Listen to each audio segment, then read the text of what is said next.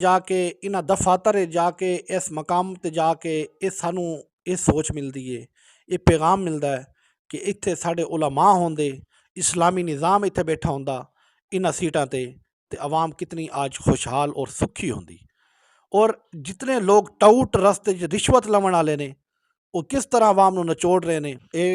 ये मसला है पे उलमा इकराम साहब दा कि अगर एक पार्टी नाल ओ सपोर्ट करन ते दूई पार्टी वाले खफा हो जांदे न। फिर वो आदमी साडा इथों आमदन रोज़गार होंदी है, लोग साडे नाल इमदाद कर रहे होंदे न, तावन कर रहे होंदे न, वो ख़त्म हो जाता है।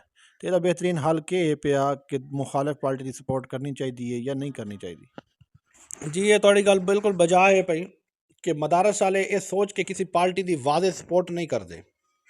वादे सामने आके अक्सरीयत तौर पर वादे सामने आके किसी पार्टी नाल हमायत नहीं करते कि जी असी इदारा चलावना है, असी मदरसा चलावना है, असी निज़ाम चलावना है, साढ़े वास्ते हर एक बराबर है। हाँ, इस वजह नाल ही मार खाई जा रही, इस वजह नाल ही असी पिछे जा रहे हैं, इस वजह नाल ही अगर ये उलमा हल्के दे कट्ठे होके अपना अलग जमात बना के हल्के दे कट्ठे होके एक कैंडीडेट सपोर्ट करन और उन्होंने आखन और उसनू आखन कि असी बई तेरे नाल है, तेरी सपोर्ट कर रहे हैं, साढ़े मुतालबात ने तू पूरे करने ने, और कैंडीडेट का इंतखाब कर लैन, अच्छे कैंडीडेट का इंतखाब कर लैन। अगर उलमा कट्ठे सब कट्ठे होके एक कैंडीडेट का इंतखाब कर सन तो उम्मीद करना उन्होंने नाल आम आवाम भी काफ़ी जोड़िया सी। जो आम आवाम जोड़िया सी तो उम्मीद है कि वह कैंडीडेट कामयाब भी हो जाती और इन्हों के मुतालबात और इन जितनी लोगों के मुतालबात हैं आसानी नाल हल हो सकते हैं। और जितों जितों तक तुहाडे उलमा दा मैं तज़किरा करसा, जितने तुहाडे वसाइल हैं और जित तक तुहाडी सलाम दुआ है, जित तक तुम पहुँच सकते हो, आवाम गरीब आवाम की जरूर हेल्प की करो, गरीब आवाम के जरूर काम करवाए करो। तहसील का मसला है, कोर्ट कचहरी का मसला है, थाने का मसला है, वापडा का मसला है, गैस का मसला है, हस्पतालों का मसला है, जितने भी शोबे के मसाइल हैं ये ज़रूर हल कराए करो और इस तक अपनी रसाई हासिल की करो और आला तबके तक अपनी रसाई हासिल करके गरीब आवाम दे और गरीब उलमा दे ज़रूर कम आए करो और इन्हें कम करवाए करो, ताही इस्लामी निज़ाम नाफज हो सकता है। इस तो इलावा इस्लामी हुजरे या गद्दियाँ गद्दियाँ संभाल के इस्लामी निज़ाम हरगिज़ नहीं आ सकता। उलमा दी ये शान ही नहीं है कि वो बंद कमरे बह जाए, हुजरे बह जाए और स्ट्रगल ना करे। उलमा हाँ जी, माशाल्लाह तुसा बहुत अच्छा बयान किया है कि भाई उलमा नू सपोर्ट करनी चाहिए ते उलमा नू लोगों दे नाल जाना चाहिए। जेड़े हैं पे उम्मीदवार बनते हैं MNA MPA, इन्हां दे कोल जाना चाहिए, लोगों के मसाइल हल करने चाहिए। ते मैं तुहाडे कोल सवाल करना कि क्या तुसा भी लोगों की हेल्प करते हो इस तरह? तुहाडे किदे किदे नाल मुलाकात हो चुकी है, तो तुसा केड़े केड़े कम लोगों दे आंदे हो? ये कि जितों तक साढ़े वसाइल हैं इतों तक गरीब आवाम के वसाइल या पहुँच नहीं है या गरीब आवाम को पता ही नहीं है कि यह मसला किमें हल होना है। यूनियन को बच्चा पैदा होने दे तक, बच्चे की नौकरी तक, उस तो बाद के मसाइल तक जेड़े जेड़े दफातर उनके कम होंगे असी उन्होंने भरपूर हेल्प करने। वापडा मसाइल हैं, यूनियन कौंसल मसाइल हैं, नादरा मसाइल हैं या दूसरा बेनज़ीर ऑफिस मसाइल हैं।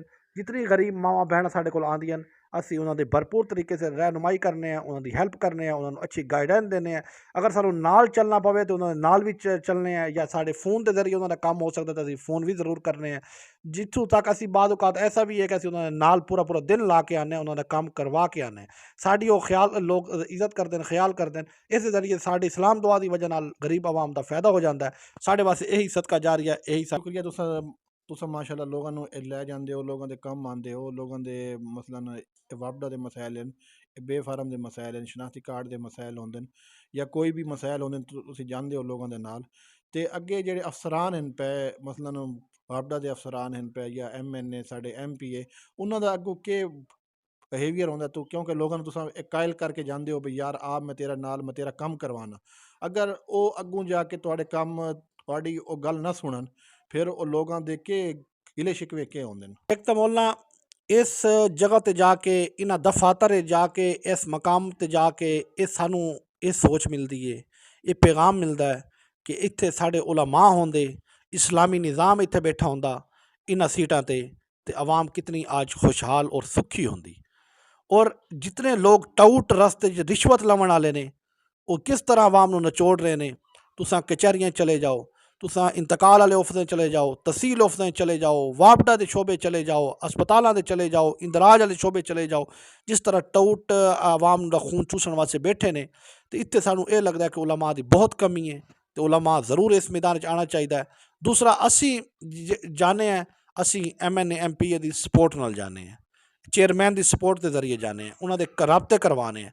उन्होंने राबता किस तरह हो सकता है? पहले अपनी पहुँच उन्हें तक पहुँचाओ, उन्होंने वोट उन्होंने इंतखाब है जिताओ, उन्होंने सपोर्ट करो, थोड़ा उन्होंने बरह रास्त तल्लुक बनसी, जो थोड़ा उन्होंने तल्लुक हो जासी तो आवाम दे काम करवाओ। ये पहली सीढ़ी है इस्लामी निज़ाम के निफाज की कोशिश मेहनत की। ये पहली सीढ़ी तुसी चढ़ गए, इंशाअल्लाह चलते जासो, रस्ते हमवार होंदे रह सन, सब कुछ तुहाडे सामने होंदा जासी।